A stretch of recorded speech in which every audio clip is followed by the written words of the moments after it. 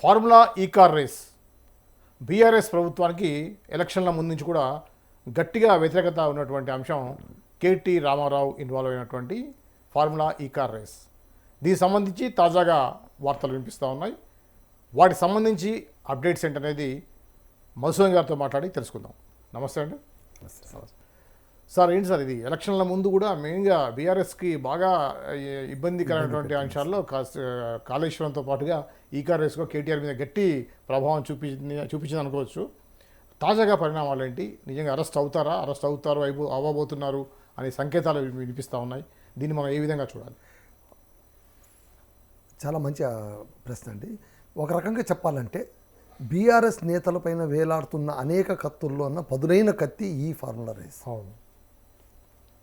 దీనికి సంబంధించి వాళ్ళు కూడా, ఆ పార్టీ వాళ్ళు కూడా ఇప్పటికీ సరైనటువంటి రీతిలో స్పందించలేకపోతున్నారేమోనని నా సొంత అభిప్రాయం. యాక్చువల్గా ఏంటి కథాకమామిష్ అంటే, ఇప్పుడు ఎందుకు మళ్ళీ తెరపైకి వచ్చింది? ఇన్నాళ్ళ తర్వాత చాలా లాంగ్ గ్యాప్ వచ్చింది. చాలామంది ఏమనుకున్నారు, రేవంత్ రెడ్డి కూడా చాలామంది ప్రశ్నించారు ముఖ్యమంత్రి గారిని, ఈ ఫార్ములా కేసు ఏమైంది, అప్పట్లో అంత ఇచ్చేశారు కదా. ఎందుకంటే 2 దఫాలుగా ఏసీబీ అధికారులు పిలిచి విచారించారు. 7 గంటల పాటు విచారణ చేపట్టారు. ఆ తర్వాత ఐఏఎస్ ఆఫీసర్ అరవింద్ని కూడా పిలిచారు. వీళ్ళిద్దరిని కూడా పిలిచారు. ఆ తర్వాత ఒక 4-5 విచారణ పేరిట పిలిచి నానా రకాలుగా వాళ్ళని ప్రశ్నలు సంధించి ఇది ఎట్లా జరిగింది, ఏం కథ, ఏంటి స్కామ్ అంటే, ఫార్ములా ఈ రేస్ కేసుకు సంబంధించి కొంత మేరకు సొమ్ము అంటే 55 కోట్ల సంథింగ్, ఆ సొమ్మును విదేశీ కంపెనీలకు బదిలీ చేయడం.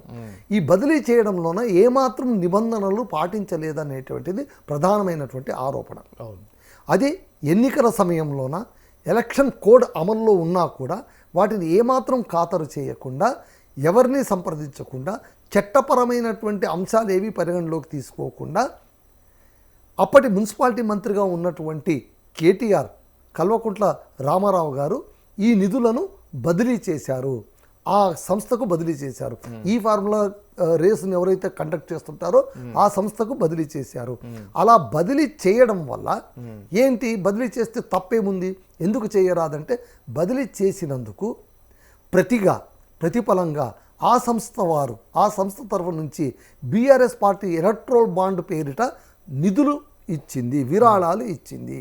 ఇది క్విడ్ ప్రోకో, నేను నీకేదైనా చేస్తాను, నువ్వు నాకు ఏదైనా చేయాలి అనేటువంటి వ్యవహారం తప్ప మరొకటి కాదు. ఈ రేసు ముసుగులోన జరిగినటువంటి పెద్ద దందా ఇది. ఇందులోన కేసీఆర్ మాటలు చెప్పాలంటే కనుక దొరికిపోయిన దొంగ అన్నట్టుగా రేవంత్ రెడ్డి గారు క్విట్ ప్రో అనగానే మనకు గుర్తొచ్చేది వైఎస్ జగన్ మీద ఉన్నటువంటి ఆరోపణలు, ఇప్పుడు ఉన్నటువంటి కేసులు. అది దానికి అంతా దాని యొక్క స్టాండర్డ్గా ఉండదు, ఆ కేసు నిలబడదు అంటారు. అది ఎంతవరకు కరెక్ట్? అంటే నిలబడదు అనేటువంటిది ఇప్పటికీ జగన్మోహన్ రెడ్డి గారి పైన కేసులు నడుస్తున్నాయి కదా. ఆగిపోయింది ఎక్కడ? మీరు గమనించండి. మీరు ఎన్నో ఏళ్లుగా నడుస్తూనే ఉంది. ఆయన ముఖ్యమంత్రి అయిపోయారు, ప్రతిపక్ష నాయకుడు అయిపోయారు, జైలుకు వెళ్ళి వచ్చారు.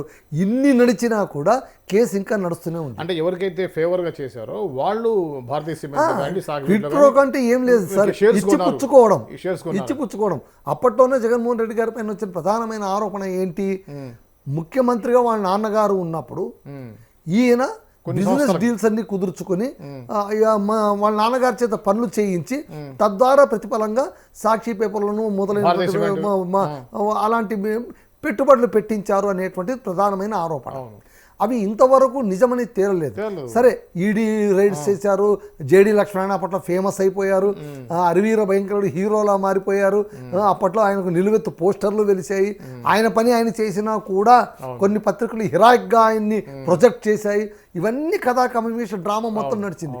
ఏది ఏమైనా సరే అది కేసు నిలుస్తుందా నిలవదా ఇవన్నీ కూడా మనం, ఇప్పుడు లిక్కర్ కేసు ఉందండి. లిక్కర్ కేసు ఏమైంది? కల్వకుంట్ల కవితని తీసుకెళ్ళి లోపల వేశారు. కొద్ది రోజులు ఆమె జైల్లో కూర్చోపెట్టారు. ఎంత కేసు జరిగింది, సిబిఐ ఎంక్వైరీ ఎంత జరిగింది. ఆమె ఢిల్లీకి పిలిపించుకొని రాత్రంతా కెమెరాలు పెట్టుకుని మీడియా వాళ్ళందరూ ఉంటే కనుక లోపలంతా ఆమెతో మాట్లాడి చివరికి పాపం ఆమె కనిపించిన ప్రతి ఒక్కరికి కూడా ఇచ్చేస్తూ ఇలా జెస్చర్ చూపుతూ ఇన్ని చేసిన తర్వాత ఢిల్లీ కోర్టు ఏమని చెప్పింది, ఇది ఒక హంబక్ కేసు అని చెప్పింది. మొత్తం కొట్టిపడేసింది. 23 మంది పైన కేసు నిరాధారమని కొట్టిపడేసింది. ఎప్పుడైతే కేసు కొట్టిపడేశారో కల్వకుంట్ల కవిత గారు తనకు నిష్కళంకంగా కడిగిన ముత్యంలో, ఆమె మాటలు చెప్పాలంటే కడిగిన ముత్యంలోన ఆమె బయటపడారు. అంటే ఇప్పుడు ఇది కేటీ రామారావు ఇప్పుడు కేటీ రామారావు గారిది కూడా చెప్పలేము. ఇప్పుడు ఒకటండి, కేసు అయితే ఉంది, డబ్బులు పంపించిన దాఖలాలు అయితే ఉన్నాయని చెప్తున్నారు, ట్రాన్సాక్షన్ కళ్ళెదుట కనిపిస్తోంది. మళ్ళీ ఎట్లా మీరు విదేశీ సంస్థలకు ఫండ్ ట్రాన్స్ఫర్ చేయాలంటే పాటించాల్సినటువంటి నిబంధనలు మీరు పాటించలేదు అనేది ప్రధానమైనటువంటి ఆరోపణ. అక్కడ ఇబ్బంది వస్తుందన్నమాట. సో ఇక్కడ రేవంత్ రెడ్డి గారు ఎందుకు ఇది పొలిటికల్ వెండెట్టా అని వాళ్ళు అంటున్నారు. కేటీ గారు ఏమంటున్నారు, ఇది మొత్తం రాజకీయ కక్షతో చేస్తున్నటువంటి కేసే, దీంట్లో నయా పైసా లేదు, విలువ లేదు, ఈ కేసు నిలవదు, ఇది కేసే కాదు, ఇది ఫేక్ అని ఆయన ఎందుకు అంటున్నారు అంటే, కక్షపూరితంగా రాజకీయాల్లోన ఒక పార్టీ పైన ఇంకో పార్టీలు కేసు కట్టడం అనేటువంటిది ఎప్పుడు అంతెందుకండి. రేవంత్ రెడ్డి గారు ఆయన ఏమన్నారు, ఆయన అసెంబ్లీ సాక్షిగా ఒక ముఖ్యమంత్రి గారు ఒక మాట అన్నారు, మమ్మల్ని కూర్చోబెట్టలేదా, మళ్ళీ మీరు లోపలికి వెళ్తారు, లోపలికి వెళ్ళాలి, చిప్పకూడు తింటే తప్ప మీకు అర్థం కాదు, దాని కష్టం ఏంటో అర్థం కాదు. మొన్నటికి కూడా వెళ్తారు లోపలికి వెళ్తారు, కంగారేం లేదని. తర్వాత మీడియా ముందు కూడా ఏమన్నారు, విచారణ పూర్తి కావాలి కదా, విచారణ చేపట్టిన తర్వాత ఏ చర్యలను తీసుకుంటామని. మళ్ళీ ఆ విచారణ చేపట్టే క్రమంలోన ఈరోజు తాజాగా ఛార్జ్ షీట్ ఏసీబీ దాఖలు చేసి A1గా మాజీ మంత్రి కేటీఆర్ గారి పేరు ప్రస్తావించారు. ఆయన ఆ తర్వాత A2గా అరవింద్ని ప్రస్తావించారు, A3గా ఇంకో మరొక వ్యక్తిని, ఇట్లా 5గురిని అందులో పేర్కొన్నారు. సో A1 ఎవరు, కేటీఆర్ గారు. సో కేటీఆర్ గారి పైన ఛార్జ్ షీట్ దాఖలు చేసి కోర్టుకు సమర్పించారు. అంటే దర్యాప్తు ఇంతటితో పూర్తయిపోయిందని అర్థం. దర్యాప్తు కింద ఏం చేశారు, విచారించారు, 7 గంటల పాటు 8 గంటల పాటు విచారించారు. సో అప్పుడే విచారణ చేస్తున్న సందర్భంలోనే చాలామంది ఏమనుకున్నారు, ఈయన ఇంకా అరెస్ట్ అయిపోతారు అనుకున్నారు. 7 గంటల పాటు కూర్చున్నారంటే ఇక లోపల వేసేస్తారేమో అని.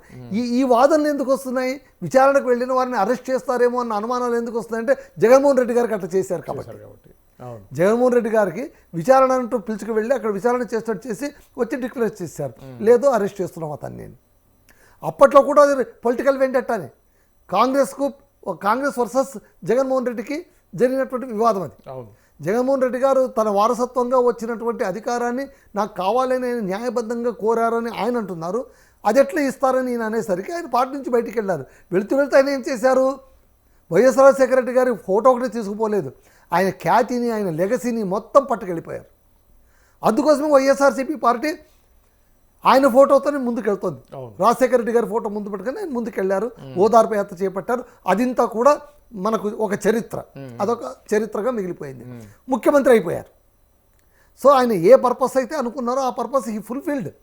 ఆయన ముఖ్యమంత్రి అయిపోయారు. ఆయన ఏమన్నారు, నా తండ్రి ఆశయాలు నెరవేర్చడానికి నేను ఖచ్చితంగా ముఖ్యమంత్రి కావాలి అనుకున్నారు. అదే మార్గంలో నడిచారు. సంక్షేమ పథకాలను విజయవంతంగా అమలు చేయడానికి ఆయన ప్రయత్నించారు. సరే, అది మనకు ఇప్పుడు ఇర్రెలవెంట్ అయినా పక్క రాష్ట్రం కాబట్టి మనం మాట్లాడుకోక తప్పదు. ఇక్కడ ఏంటంటే కేటీఆర్ గారి పైన ఇప్పుడు ఏంటి, ఆయన అరెస్ట్ చేస్తారా, ఈ కేసు ఎంత దాకా వెళుతుంది. ఇప్పుడు ఏసీబీ కోర్టుకు వేశారు. ఏసీబీ కోర్టు ఏం చెప్పింది, మీరు ఛార్జ్ షీట్ దాఖలు చేశారు కదా, వాటిని మేము పరిశీలిస్తాం, పరిశీలించిన తర్వాత ఏం చేయాలో మేము చెప్తాం మేము, అప్పుడు వాదనలు మొదలవుతాయి. సో ఇప్పటిదాకా జరిగింది ఏంటి, దర్యాప్తు జరిగింది. దర్యాప్తులోనే దాదాపు 1000 పేజీల దాకా 1000 పేజీల దాకా అన్ని పత్రాలు కూడా కోర్టుకు సమర్పించారు. ఎందరెందరినో విచారించడమన్నీ కూడా తీసుకొని వెళ్ళి పెట్టారు. ఏదో ఆధారాలన్నీ కూడా సమర్పించారు. సమర్పించిన తర్వాత A1గా అధికారికంగా A1గా మాజీ మంత్రి కేటీఆర్ పేరు ఇవాళ మనకు తెరపైకి వచ్చింది. A2గా అరవింద్ గారి పేరు వచ్చింది. కాబట్టి ఇవాళ ఇది చర్చనీయాంశంగా మారిందనమాట. సో ఇక్కడ ఏం చెప్తున్నారంటే మీరు వినండి, HMDA బోర్డుకు చెందిన 55 కోట్లను నిందితులు విదేశీ సంస్థలకు మళ్లించినట్టుగా ప్రధాన ఆరోపణ. 1000 పత్రాలు, ఆర్థిక లావాదేవీల పత్రాలు కోర్టుకు సమర్పించారు. ఛార్జ్ షీట్ పరిశీలిస్తోంది కోర్టు, అనంతరం విచారణకు స్వీకరిస్తామని చెప్పింది. ఇక్కడ ఏంటంటే 2022లోనే ఈ కార్ రేస్ జరిగింది. ఇప్పుడు వీళ్ళు ఏమంటున్నారు, యాక్చువల్గా బీఆర్ఎస్ పార్టీ వాళ్ళు ఏమంటున్నారంటే, అరే హైదరాబాద్ ప్రతిష్టను, తెలంగాణ ప్రతిష్టను పెంచడానికి మేము ఈ కార్ రేస్ పెట్టాము, దానివల్ల ఎన్నో వ్యాపారాలు అభివృద్ధి చెందేటువంటి అవకాశం వచ్చేది, ప్రపంచం మొత్తం కూడా హైదరాబాద్ వైపు చూసేది, నగరం వైపు చూసేది, దీన్ని విశ్వనగరంగా మార్చే ప్రయత్నంలో భాగంగానే మేము ఈ కార్ రేస్ పెట్టాం, కానీ ఇదేమి అడ్డగోలుగా డబ్బుతో దోచేయడానికి కాదు, తినడానికి కాదు, అలా ఎలా అనుకుంటారు మీరు అని వాళ్ళు వాదిస్తున్నారు. ఇందులో పైసా కూడా మేము తినలేదు, కావాల్సింటే కనుక నేను ఏ పరీక్షకైనా సిద్ధం, అరెస్ట్ చేస్తారా చేసుకోండి. కేటీఆర్ గారు చాలా సందర్భంలో ఒక మాట అన్నారు, ఈ ప్రస్తావన వచ్చి సార్ మీ పైన కేసు నడుస్తుంది, మీ పైన దర్యాప్తు నడుస్తుంది, ఏసీబీ అధికారులు మిమ్మల్ని విచారణకు పిలిచారు, మళ్ళీ మీ మాట ఏంటి అన్నప్పుడల్లా నా సమయం పోయింది, జైలు పంపితే నేను పోతాను, చక్కగా వ్యాయామం చేస్తాను, తిండి తగ్గించుకొని డైట్ అయి ఫిట్ అయిపోతాను, బయటకు వచ్చి పాదయాత్ర చేసి ముఖ్యమంత్రి అయిపోతాను అన్నారు. అదే ఇప్పుడు మళ్ళీ ఆ సందర్భం ఏమైనా వస్తుందా? మళ్ళీ ఇన్నాళ్ళ దాకా ఎందుకు వెయిట్ చేశారు అనడానికి కూడా ఈరోజు మనకు వివరణ వచ్చింది. ఎందుకంటే ఒక మాజీ మంత్రిని విచారించాలంటేనే గవర్నర్ దగ్గర నుంచి పర్మిషన్ తీసుకోవాలి. ఇప్పుడు మనకు పాత గవర్నర్ జిష్ణుదేవ్ గారు అనుమతి ఇచ్చారు, ఆయన అనుమతి ఇవ్వడం ఒకటి. ఆ తర్వాత ఐఏఎస్ అధికారులను విచారించాలంటే వాళ్ళు కేంద్రం నుంచి కూడా పర్మిషన్ తీసుకోవాలి.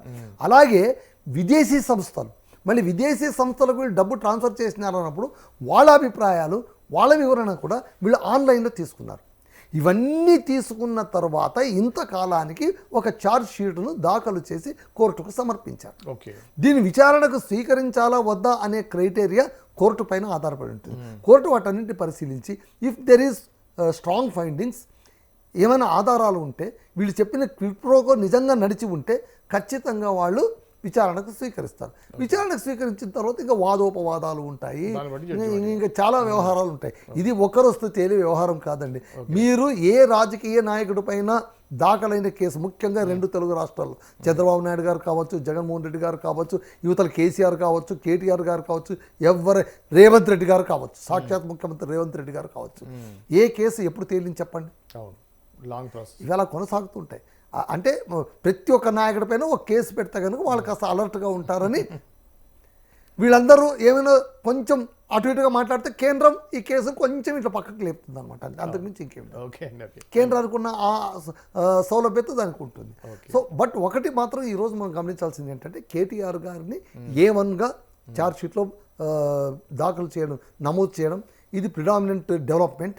ఈ కేసుకు సంబంధించి ఒక డెవలప్మెంట్. ఇది A1గా అధికారికంగా ప్రకటించాం, A2గా అరవింద్ని ప్రకటించాం.